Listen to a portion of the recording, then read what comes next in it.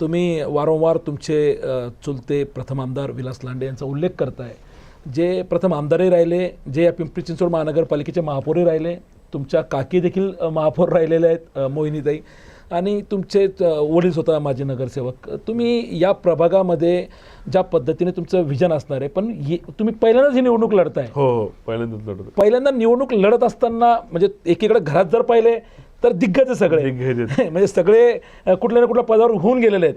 आता विराज लांडे यांच्याकडनं परिवाराला, त्या प्रभागाला, कुटुंबाला एक अपेक्षा आहे. काय वाटतं विजयाचा विश्वास, काय खात्री मतदारांवरती?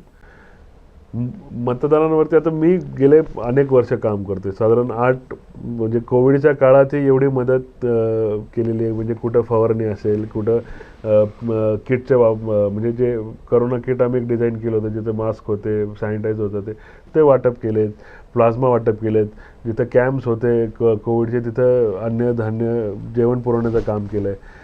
आणि ह्या सगळ्याचा विश्वास किंवा ह्या म्हणजे असं नाही की तुम्ही आज ठरवलं आणि उद्या निवडणूक लढू शकता. तुम्हाला कमीत कमी 5-6 वर्ष त्या प्रभागात काम करावं लागतं, तुम्हाला लोकांच्या संपर्कात राहावं लागतं. ह्या सगळ्या गोष्टी मी केलेल्या आहेत आणि आमचं ऑलरेडी परिवारामार्फत आमचा संपर्क आहेतच. त्याच्यामुळं आम्ही म्हणजे त्याच्यामुळं मी हा निर्णय घेतला की हा प्रभाग आपल्यासाठी खूप अनुकूल आहे आणि आपल्याला 100% विजय होऊ शकतो. पण खरं तर विराज 2022ला ह्या निवडणुका लागणं अपेक्षित होत्या. 22 ते 25 साधारण 26 आता उजडलंय आपलं उद्याच्या ह्याच्यामध्ये. 3-4 वर्ष निघून गेलेली आहेत. मतदारांशी संपर्क कसा ठेवलाय? वारंवार काही सोपं नव्हतं, अनेकांना वाटत होतं निवडणुका लागतील. अनेक इच्छुकांनी गुडघ्याला बाशिंग बांधलं. 22 नंतर निवडणुका लांबणीवर पडल्या, अनेक उमेदवार गायब झाले. पण तुम्ही संपर्कात मात्र मतदारांशी होता, तो कसा टिकवून ठेवला?